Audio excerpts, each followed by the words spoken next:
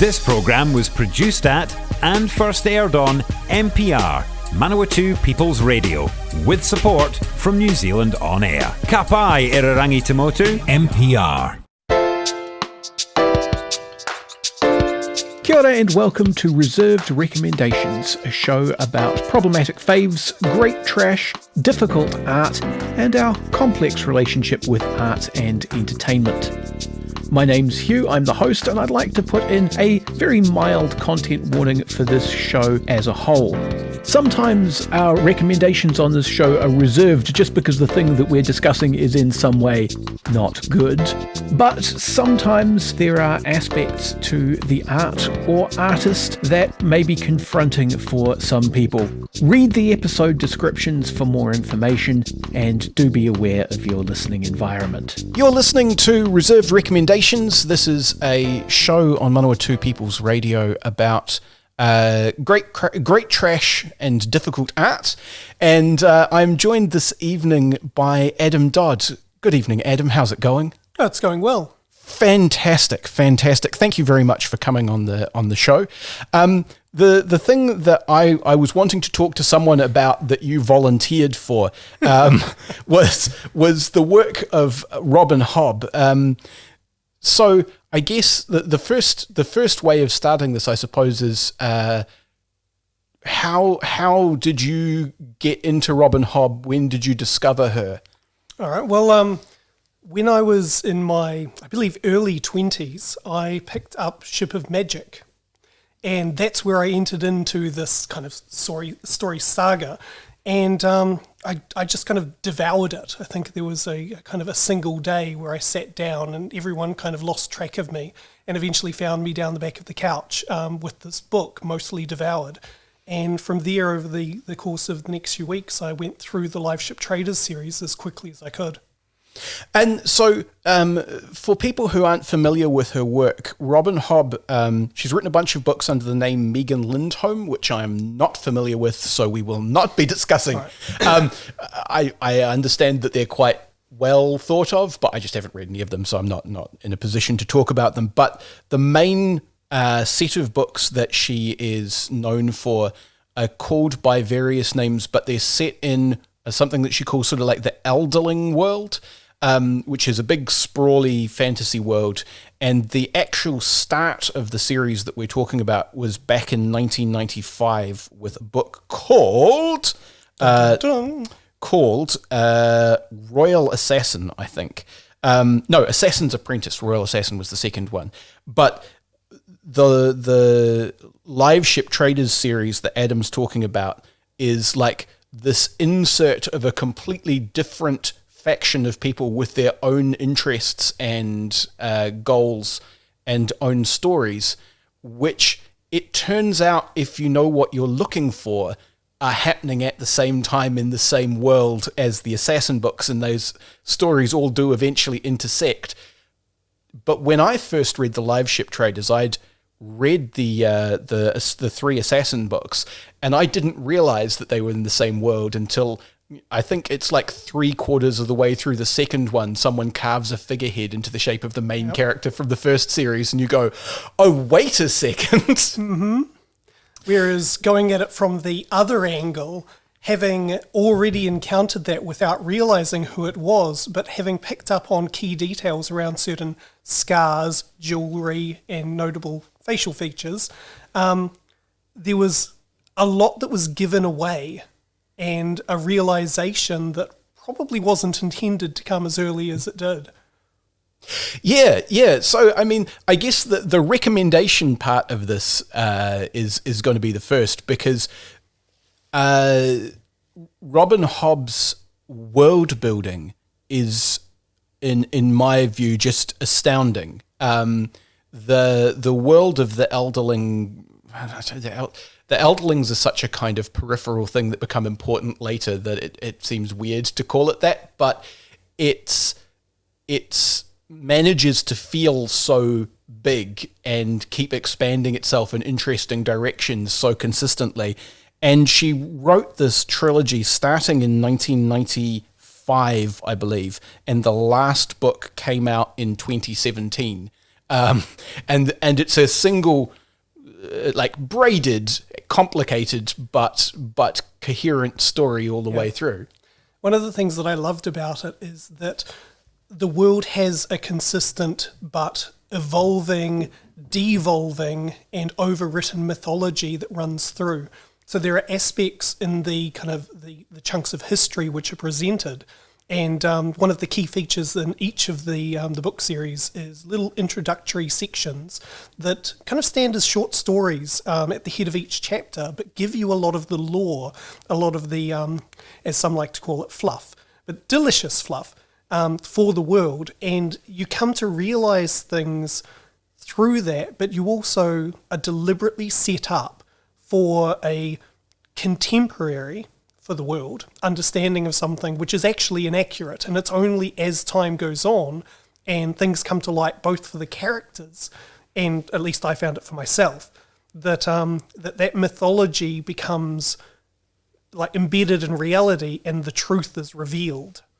It reminds me, it's coming at it kind of from a different angle, but it reminds me a bit of the openers that you got in chapters in the Dune series, where in that series what you're getting is highly politically motivated historiography written after the fact, giving you the fiction that you're reading an account that's then been amended by someone, and the conflict there is supposed to be illustrative of what's going on in the politics, but yeah, no, it's the same kind of grounding detail. It's really cool. Yeah.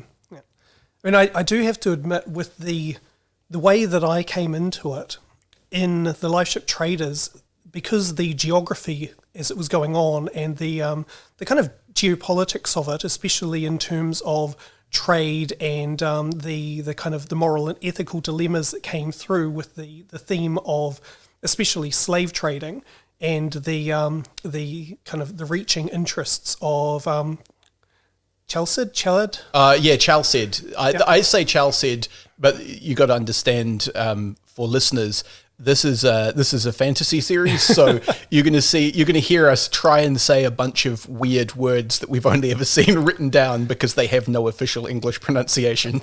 Yeah. And I mean, the language doesn't exist, so joy. But because of that, there was a really embedded sense of the world.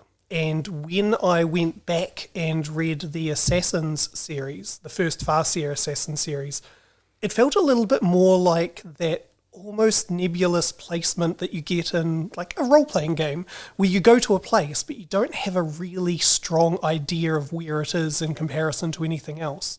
But of course that was resolved moving forward, but it was just that first one I kind of had this notion of Buck, and Buck Keep, and there are some places in the area somewhere over there, and there's a country on that side, and a country on that side, and the journey, I couldn't hold it in my head as much, even though it was a smaller area. Yeah, so I one of the things that reminded me that I wanted to talk about Robin Hobb was a previous episode of this show where I talked to a comics artist from America about a series called Berserk. And one of the things we talked about in the context of Berserk is that it's, again, an incredibly long-running series. And one of the things I feel like has happened with that is that the creators' attitudes have kind of changed over time. Like, you notice a real shift in the kind of stuff that he's willing to do to his characters in this specific case. But I think, there's some element of that where if you start at the beginning, your world expands along with the characters' worlds. But there's also probably an element where this is like an over 20-year kind of time lapse of this woman improving her craft and getting a clearer sense of what's going on, and mapping things out kind of as she goes. And yet a lot of the criticism that I seem to remember was always, oh no, the narrative has gotten out of control, this unjustifiable number of pages, and then the next book comes out and it's even more, and the next book comes out and it's even more. eventually they just stopped complaining and accepted that it was a good ride. I mean, to be honest, that was when I got into these books, that was a selling point to me. I went through a phase of just trawling the fantasy bit of the young adult section in the Dunedin Library and just getting the fattest books. I read the Memory, Sorrow and Thorn series from Tad Williams purely on that basis. I was like, this is the fattest book and it's tall, so it must have many words. Yep, Angel Tower. Yeah, that's the one. The last of that series had to be split in half because it was unbindable. The thing that I've found with books like that is you're pretty much guaranteed to have time to explore the inner workings of a character, which you don't often get in other novels that are trying to get the kind of the plot line done. But especially with Robin Hobb's works, the characters' inner worlds are so important that it's almost a different novel from one chapter to the next chapter, depending on who the kind of protagonist viewpoint is coming from. And I mean, that's where you get some of the difficulties of the characters, because there's so much of the narrative that's kind of based in the tragedy of not understanding each other, and the characters who just frustrate the hell out of you. The classic reading Robin Hobb experience is wanting to reach through the page and just slap someone and shake them by the collar a bit. The thing that blew my mind completely when I started reading the final trilogy, which I think is the Assassin's Fate trilogy, that's the last book in the series anyway, is that like there's this conflict set up between Fitz, who's been kind of the main character from the beginning of the Assassin books at least, and his daughter, who's called Bee. And then they have a conversation about it, and it's resolved and it's not a problem anymore because they just talked about it like human beings, and they understood where the other was coming from and they came to an understanding and it was all fine. And the actual problem came from like a nefarious conspiracy somewhere else. And that was just such a like dramatic step outside of type for Robin Hobb that it completely blew my mind. It was shocking just how maturely Bee approached things. I mean that's part of the character, but it was almost alien, as you say. And so much of what happened through all of the previous novels could have been resolved with some reflection and risking your kind of personal discomfort by having a conversation. Yeah, and I mean that's I guess where my reservations for this series would begin to creep in. This is after all reserved recommendations. That was a thing. I'm very conscious that I haven't revisited the original Assassin trilogy since I was like 19, 20, something like that. And at that point in my life, Fitz's viewpoint, so this is an orphan who is raised to be an assassin, which is a really specific role with a lot of really strict conditions placed on him. He's also got a superpower, which is a forbidden kind of superpower to have for reasons which are not important at the moment. And those circumstances and my own sense of myself and what life was like as a late teenager or possibly early 20s person, I forget, was enough to make that like not talking to anyone and just pushing through and doing the wrong thing and causing horrible suffering for everybody. Like that felt justified to me in the moment. But I feel like if I went back and tried to reread those books, my urge to slap him would be like hugely intensified. I kind of found that through each of the novels, there was enough of a kind of plethora of characters that you could empathize with, that your multiplicity was satisfied, but there was always that moment where the kind of the protagonist of the time would do something so kind of obviously stupid or narrow-sighted that it alienated you from the kind of personification that was happening in the process, where you started to align yourself and sympathise and empathise and just try and force yourself into that character a little bit. It's like, Yeah, and you know, in retrospect, maybe that's a deliberate narrative choice. At the time, it felt like I'm just starting to get in this person's head, and now I want to slap them. But actually, in retrospect, now that I think about it, that might be Robin Hobb trying to stop you getting too much into any one person's perspective. Because one of the other things that I do really admire about her writing and her world building is that it's very rare for her to create evil characters or factions.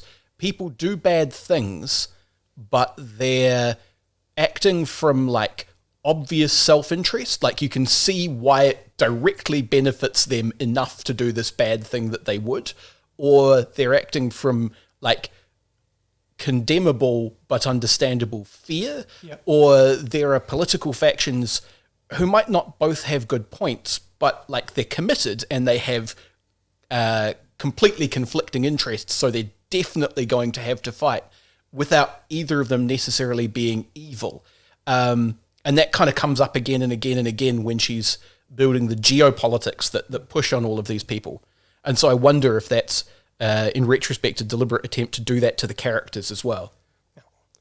and the kind of extension that I found from that is even the characters that frustrate you the most and kind of initially start off as kind of clearly problematic and flawed and selfish in the extreme, often by the end of their character development are some of the most kind of highly regarded or lovable characters.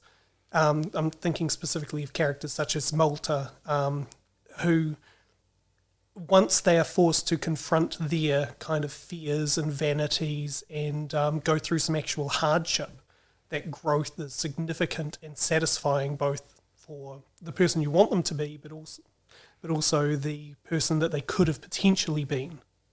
Yeah. And that kind of fantasy or science fiction storytelling where you do spend that much time developing the characters has more and more appeal to me, the more I deal with it, really. And I find it very interesting that a lot of the time the fantasy elements that she adds in will serve as ways of amplifying that. So she in the series that you started with, the live ship traders, she adds in this idea of living ships, which are better than other ships. But instead of being a piece of just pure magical technology that gives one faction an advantage, they're empathically connected to everyone who's on the ship. So they suddenly become a sort of complicated metaphor about your relationships with human technology or beasts of burden or, in any kind of living technology that you have to work with. Similarly, she has a whole thing about dragons that develops, which becomes about how you try and understand alien viewpoints or how you try and understand people who are completely philosophically divorced from you, because dragons kind of, I don't know, I feel like she based them on cats quite a lot. They're these remarkably self-centered creatures, but they're easily as intelligent as a human. They just have completely different priorities. Yes. And there was clearly some examples within the second series of the cats of her world. I do tend to wonder, there's a lot in the novels, especially with the kind of, without spoiling too much, around this process whereby people get forged. So a series of events happen in a small area called Forge, and from there people are kind of stripped of their ability to perceive interpersonal connections. Yeah, it's like it's a slightly magic. It's based in the story in psychology, but it's a fairly magic description of psychology. It's basically some invading army develop a way of making psychopaths. Yeah. But not just psychopaths. Very low-functioning psychopaths. Yeah. And they do that as a tactic of war to people. And then there's that balanced against this notion of the particular magic that Fitz has, where it's very, very focused on the human not the human connection, but connections between all living things, and how it kind of ties into just living and accepting the moment and being aware of what's kind of your part within that. So there's a lot in the stories about your kind of personal journey and your appreciation of others' personal journeys, as well as a lot of different personas that kind of chip in some more ideas around that. Yeah, and the whole thing about the whole plot about forging, I don't feel very guilty for spoiling a very old novel. The whole thing about the plot about forging is another one of those things where she pulls a fast one on you in terms of setting up this thing that appears to be absolutely evil, like just abducting people and turning them into horrible, hollow husks of themselves, and then unleashing them on their erstwhile friends and neighbors is like unquestionably awful. But it turns out that the stone dragons, that the Farseers, who are the royal family that Fitz comes from, again, too complicated to get into right now, they have been making as a weapon of war every time they need to. When they fly over it's a group of islands or something, it's a geographical area that's in the flight path, and being under these things does that to you because there are these incredibly powerful psychic Watsits flying over your head. And so they've been inadvertently doing this to these people who have then developed a way of doing it on purpose back. And it's all this kind of long-running tit-for-tat escalation. There's some delightful stuff that happens there when that kind of those parallel threads finally become clear as how they connect. Yeah. No, it's that thing about everyone's politics being just politics and operating in competition with one another, but not necessarily having one be good and one be bad. Now, have you read because this is where I get into spicy Robin Hobb takes. Have you read the Soldier Son series? I have. Because I kind of that's divorced from the Elderling series. It as far as I can tell happens in a completely different world, and that kind of fails on all of the things she's good at. Like, I felt like I'd been led in by the expectation of her being really good at all of these things, and it just kind of, none of it worked. I really enjoyed the first novel of the trilogy for Soldier Son, and then going into the second novel, it felt indulgent in a way that really explored one particular theme really deeply, and that's kind of body issues. But it also... The short version is that someone from a culture which doesn't really use very much magic, they have sort of lots of little bits of folk magic that they've picked up from various other cultures that they've borrowed, but they don't really have any magic of their own, gets inducted into somebody else's magic tradition, which gives you an incredible magic superpowers by making you enormously fat, is the very reductive version. Yeah, you store magic in your flesh in the same way that you store calories. And so he starts starving because he's converting all of the things he eats into magical potential. But his family is very militaristic and very focused on proper appearances and doing your duty. But this kind of magical infection, which is making him superpowered, is preventing him from being the good little soldier son that he's supposed to be. And so there's some really interesting stuff that happens there, but it happens in a way that is as traumatic for you, a reader, as it is for the character experiencing it. And it ends up feeling a bit like you have spent an entire 600 pages dealing with one particular issue over and over and over and over and over and over and over and over and over again in lots of different ways. And you really just want the third book to come along. Yeah, no, you do. And I think part of the problem there is if she had wanted to explore the specific body issue of being fat in a culture that doesn't accept that, there are lots of ways to do that. But by specifically tying it to becoming a fantastically powerful magician, which is directly equated with fatness. Like, fatness literally is magic power, and if you use too much magic power, then your fat all goes away, and you get like the saggy skin that people get when they like crash diet after having become quite fat. Like, it's direct. Fat is magic batteries. Yeah. By making it that, she sets up the possibility that he could always just be having fun with the superpowers that he definitely 100% has as a consequence of being fat. If he could just get over being fat for like 10 minutes, he could be like flying around and shooting lightning bolts or whatever he wanted to do. Because magic is very open-ended and he could do basically anything. Yeah.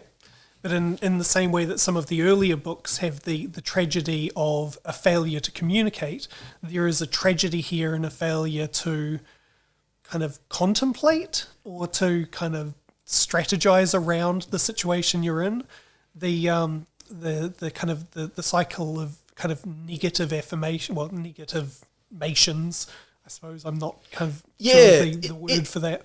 It reminds me a little bit of something like Michael Moorcock's Colonel Pyatt books. Are you familiar with those? I've only read some Moorcock. Okay, so Colonel Pyatt is one of the endless entries in the Eternal Champion series. But the thing about Pyatt is he is a thorough anti-hero. Okay. He is cowardly, deceitful, boastful, hopelessly deluded about his own capabilities. Just an awful, awful person. And you get the book often from his perspective, but it's always transparent that he is really quite a bad person, and he's probably lying to you about the things that he's done to make himself look better. And so when your understanding of events is very different from his, it's really clear that that's because he's done something that he's fundamentally ashamed of and he's lying to you about it. Or he just doesn't want you to know that he's not as cool as he says he is. In The Soldier's Son, what you have is the reader develops a far better understanding of what's going on than the main character does. I've rejected the book so thoroughly that my brain can't hold on to his name. But it's because he kind of willfully refuses to understand what's going on. So it's not that you're being lied to, it's that this person is being kind of forcibly made dumber than the reader in a way that can feel quite frustrating to deal with as a perspective. There was a lot of it that reminded me of all the worst moments with Fitz and just everything that made me want to throw the book at Fitz again and again. And then you get into the third book where you finally hope to get at least a resolution. And while there is some interesting movement between going into this other culture where the magic has come from and the conflict that's been going on forever in the kind of immense magical forest that this culture lives in, but a lot of the plot seems to move with a kind of mythic speed and hand-waving over some of the kind of points that you'd like some sense around what's actually going on. And then you get to the big confrontation at the end. And you kind of fight yourself and you kind of have that kind of big internal conflict of which part of me is really me. And then it's done. Yeah, I think a real problem with that book in terms of the world building is that all of the politics are kind of God's politics. The thing that's manipulating the pieces on the board is that there are different gods or magical traditions which have sort of gods or places of power that are kind of like gods but without intelligence, and like one of them is setting out to try and undo others by stealth, and they're sort of manipulating people into doing that. But what it means is that unlike the Elderling series, where you have very human people doing very human things for very human reasons, instead you have this poor goon who's just kind of shoved into doing ill-advised things because some giant lady in a dream told him to. And it has that kind of mythic sense of the chosen one will decide the fate of reality for one side or the other. Yeah, except that the chosen one just spends all of his time complaining about being fat. Yeah. So we're at about the halfway point. I think we will take a brief break and we will be back right after this. Support this show and others like it by giving a donation. For more information, go to www.mpr.nz/donate. If you're a fan of NPR, listening to our podcasts and live stream has never been easier. Just search for accessmedia.nz on the App Store or Google Play and download the app with the kiwi fruit logo. Once you've got it, pick Manawatu People's Radio from the list of stations and go find your new favourite show. You're listening to Reserved Recommendations on Manawatu People's Radio Te Reo Irarangi o ngā tangata o Manawatu. This evening I am talking to Adam Dodd about the books of Rob and Hobb. Just before the break we were talking about my least favourite of her series, which are the Soldier Son books. I think we can probably leave those there. I just really wanted to have a moan about them because they annoyed me. And I think they annoyed me because they had a lot of really interesting ideas that were ignored in favour of people feeling sorry for themselves. And the people feeling sorry for themselves aspect felt like it was just, as you said, it was like an amplification of all of the things that are difficult to deal with about her characters in the other series. So we mentioned at the start, and I guess this is one of another reservation about recommending this series to people. It's a really, really, really enormous undertaking. If you're not a person who has much spare time for reading, trying to start at the beginning with Assassin's Apprentice and work all the way through to the end with Assassin's Fate, that's probably your next few years of book reading sorted for you. Yep, that definitely would be. My recollection of going through them is probably not an accurate reflection of what I would if I went back to them now, because there was often reading through until 4 or 5 in the morning, or even until light started to come up, and kind of like a zombie wandering around university the next day, going to classes and just wondering when I could get my next hit of a book. It's very much a young person's game doing that kind of reading. I certainly used to be able to inhale books like that, but now I have children and I can stay up as late as I want, but the time I get up in the morning is fixed. So you run into problems with that sort of behaviour. Yeah, I've actually found that most of my reading now is an audiobook format, because then I can do the dishes, do the gardening, do whatever's needed of me, and it's a rare privilege to sit down and actually open a book and see words written on paper. Yeah, and as I say, there are a lot of them. And actually, that was a thing that I found, because I read my way through the series based on what was available at the library at any given point in time. I work for a non-profit organisation. I have for most of my working life, so I tend not to have a huge amount of spare money for books. And these are, weighty hardbacks. So if you decided to buy the entire series, you would put yourself out a fair whack. And I actually found that by the later stages of the series, I was having kind of a hard time keeping track of the sheer number of characters.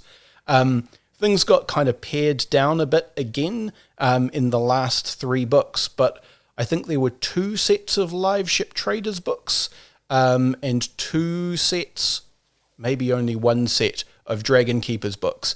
And between those ones, I got thoroughly baffled every time I picked up the book. You know, the newest one came into the library. I got it out. I got it home. I opened it and went, who are these people again? Yeah, I did tend to read some of those with just kind of a few fingers tucked into the back of the book where there was a write-up of all of the characters, just so that I could refresh myself. Yeah, and I guess that's asking a fair bit of an audience in terms of kind of cognitive load and ability to care about fictional people. That somehow they did manage to make us care. Not all of them. I especially found with the Dragon Keepers series that there was a core cast and then everyone else. Yeah, and with the Dragon Keepers, this is probably about my age and stage when I read them as well, but this is a group of teenage outcasts who are given the job of looking after the dragons and escorting them to this ancient city where they claim they want to go. Basically, because nobody else wants to do it, because the dragons are kind of a nuisance in their just hatched stage. They can't do anything except for eat and occasionally psychically compel people to do things. Yeah. But it meant that it was kind of a resetting of the cast to a group of teenagers again, and that presented me with some of the more kind of aggressively self-involved stuff that they tend to get up to. There was so much eye rolling throughout that series, and I mean both for the keepers, often who had been kind of afflicted with this curse of the Rain Wilds, so much magic and dragon stuff in the area that the population had been kind of somewhat tainted with non-functional mutations, and the dragons themselves coming through as the first set of hatchers and the predicament that they were in. Again, it's not something I want to spoil too much, but quite problematic for something that had been anticipated with a lot of excitement by the various nations in the series. And it just turns into a teenage melodrama road trip. Yeah, with the addition of giant, very demanding psychic cats, essentially. Yep. Yep. And on top of that, the grown up, pristine version of the giant psychic demanding cats who check in every so often with, "Why haven't you fixed this yet?"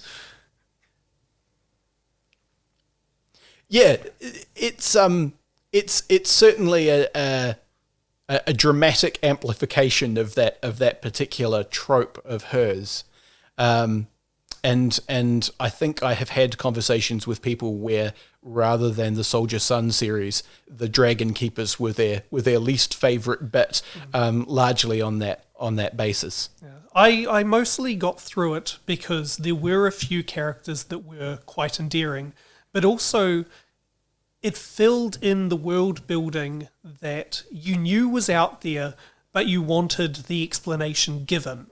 And it came through in the Dragon Keeper series. I mean, I know at least for me, unfortunately, that wasn't the answers I wanted. There was a lot of, here's what's actually going on, and I met that with disappointment.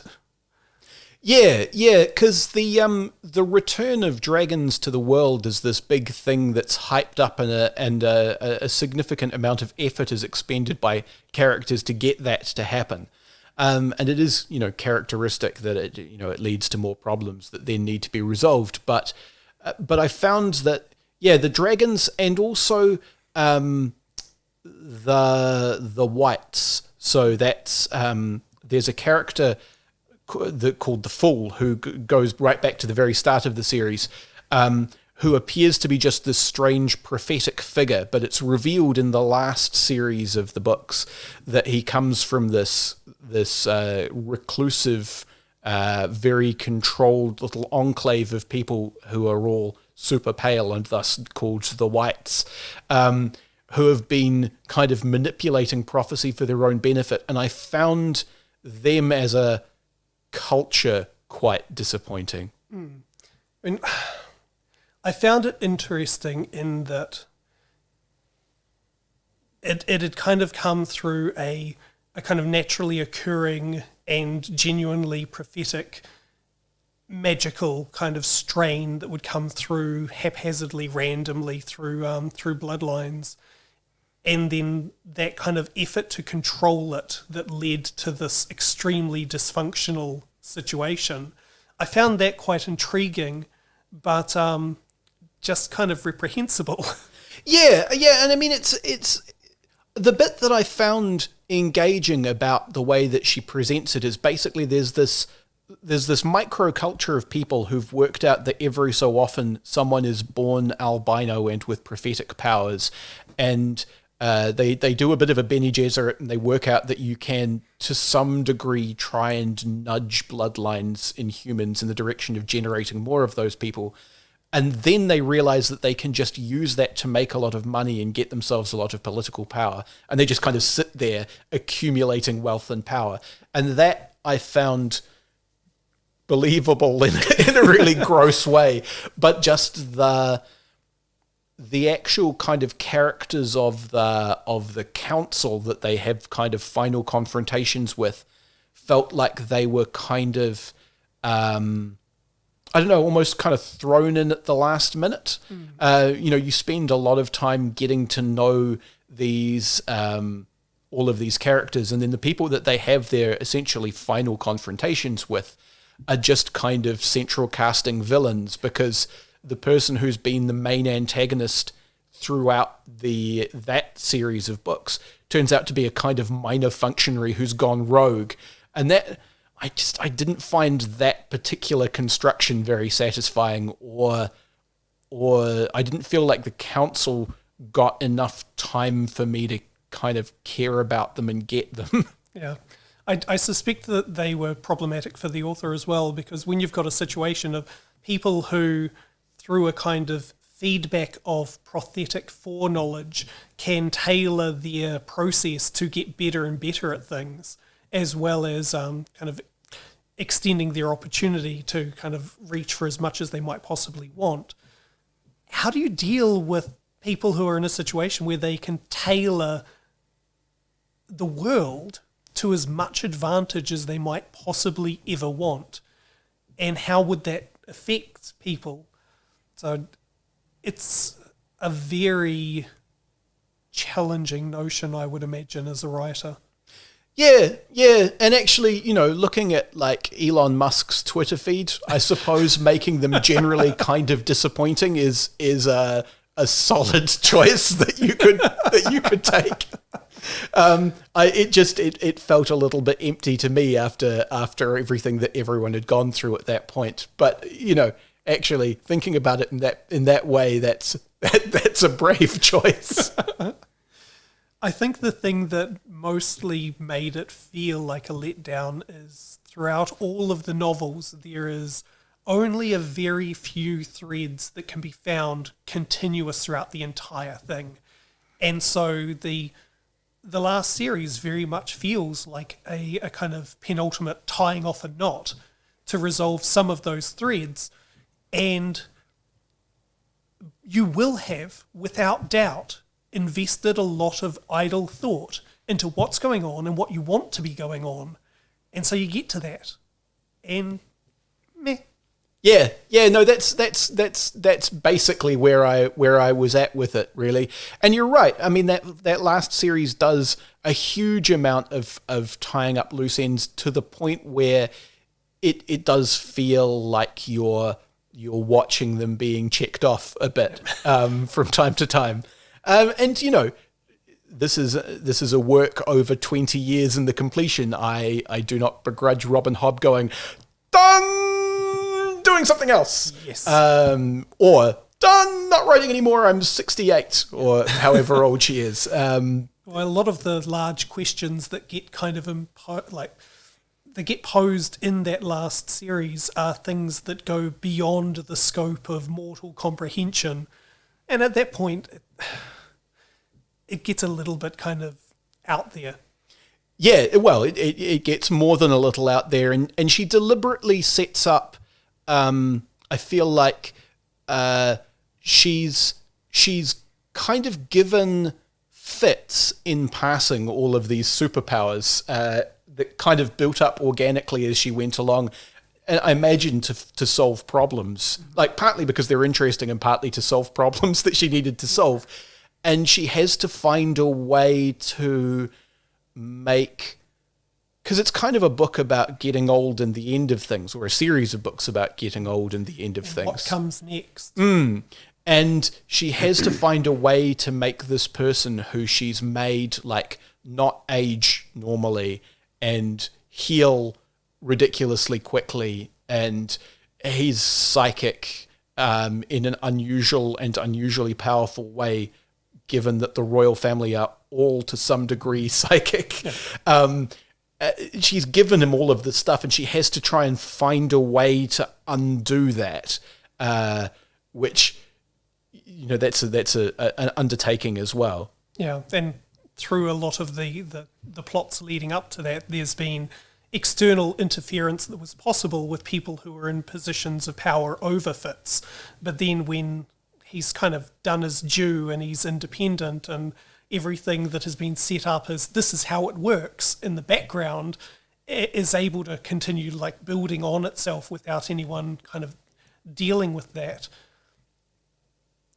There has to be something that either puts an end to that or shifts it on to the next phase without kind of ruining the world's logic. Yeah. It's interesting. It's also interesting, actually, in that Fitz is someone who she's almost gleefully put upon for like 6 fairly hefty doorstop novels.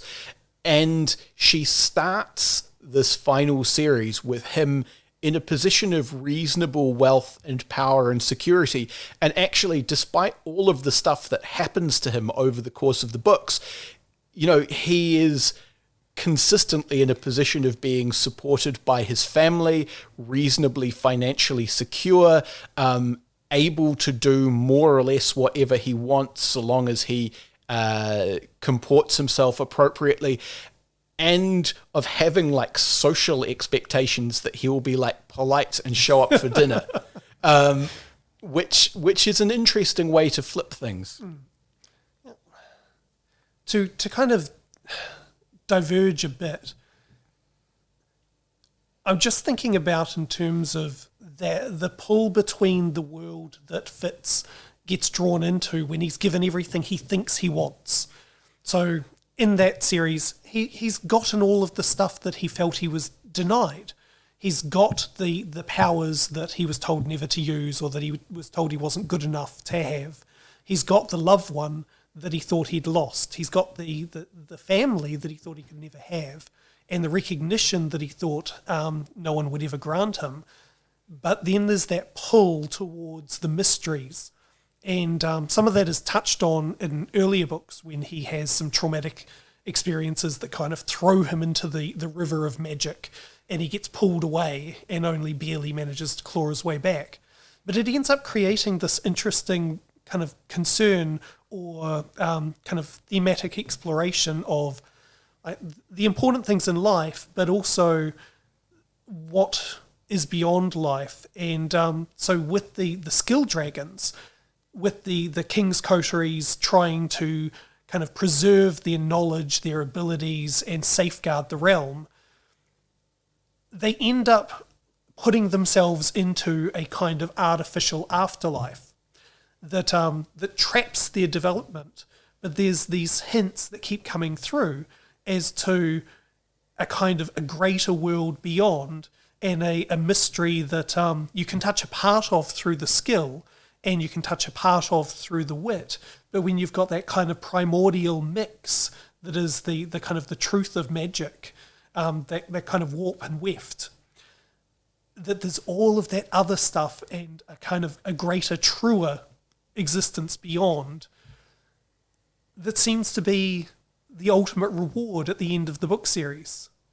Yeah, no, that is, and that's, I suppose, an age and stage thing to some degree for Robin Hobb, because she is getting on. As I say, I forget exactly how old she is, but she's in her mid to late 60s at least. I think the other thing that I found really interesting, and we are getting close to time, but I wanted to touch on it very briefly, was that in the last series, the thing that happens over and over again is not Fitz being placed into impossible situations by people who expect too much of him and refusing to get his way out through being stubborn, essentially. It's that he's learned all of these ways of doing things, and he keeps trying to do them that way.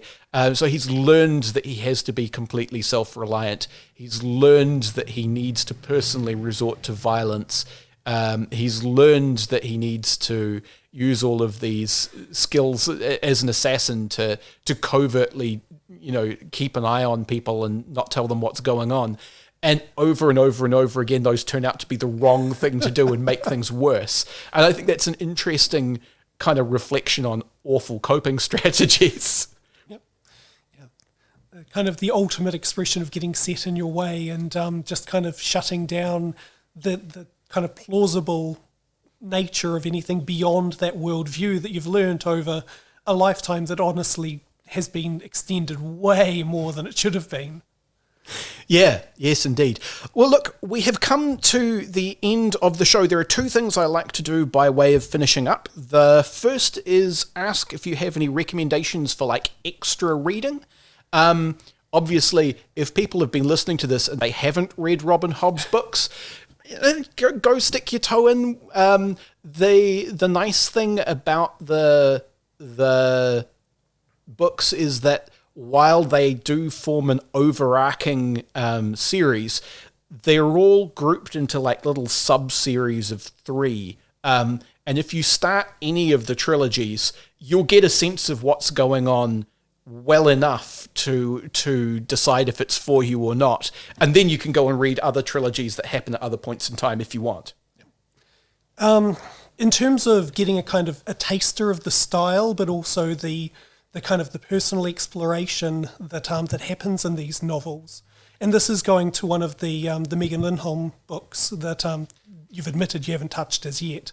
One that I did find it's probably my favourite of her works, but also because it's short and standalone, is I'm uncertain of the title now, but I'm pretty certain it's The Wizard of Pigeons. Righto, okay. And it's a kind of urban fantasy set essentially in our world plus magic, and it has that exploration of someone who, as most of her characters, is fundamentally flawed, is damaged, has a history that unfolds through it, but also has a kind of a view on the world that you don't really know whether they've got it right, but it's certainly something they're trying to make work for them as they deal with the situation at hand. So that is a really good kind of, and easy to just pick up, read it, and then if you like it, you like it. And if you don't, then you don't need to go into the depth of the others. That's an excellent recommendation. I'll have to check that out, because as I say, I haven't read any of the Megan Lindholm ones. So, very last thing, do you have stuff to plug? Are there things that you are doing on the internet that people should go and find? Are there things that other people you like are doing that you want to plug on their behalf? Anything like that? Ooh, that's a kind of huge question for someone who keeps getting distracted with work. And if you haven't had a chance to go in and explore some of the light novels that people are releasing through things like King's Road and the plethora of other online publishing opportunities, then I'd recommend someone just do a search for kind of web novels or light novels. King's Road is a pretty simple. Royal Road is a good place to start. There are kind of thousands of serials that people are writing out there. They get released a chapter at a time. Sometimes they come out as one chapter a week. Sometimes it's one chapter a month. But there's just a huge range of quite raw, unpolished, but but intriguing writing that's happening out there. Some diamonds in the rough and some roughs in the rough that you quickly move beyond. And that also applies to webcomics. There's such a huge range of creativity that is finding its place online in nice bite-sized chunks that allow you to just kind of take them in when you have time, and every so often indulge your kind of impulsive need to binge. Yeah, there's some really good stuff going in that space, and that's another conversation to have at another time, I think. Well, thank you very much for talking this evening, Adam. You've been listening to Reserved Recommendations, a radio show and podcast from Manawatu People's Radio, Te Reo Irirangi o ngā tangata o Manawatu. The show is produced and presented by me, Hugh Dingwall, and I also composed our theme music. It's called Sack Jazz, and you can find it at wolfboy.bandcamp.com. You can find me on the internet at Objective Realty on Twitter, and you can find the show on Facebook under Reserved Recommendations. If you've got a reserved recommendation of your own, feel free to pitch it to me in either of those two places. And if you enjoyed the show, why not go ahead and recommend it to a friend? You can find past episodes at www.mpr.nz/show/reserved on Apple Podcasts or wherever you get your podcasts. And remember, Manawatu People's Radio is a non-profit radio station. If you enjoy this or any of their other fine audio programming, why not fling them a couple of dollars? Go to mpr.nz/donate for more information.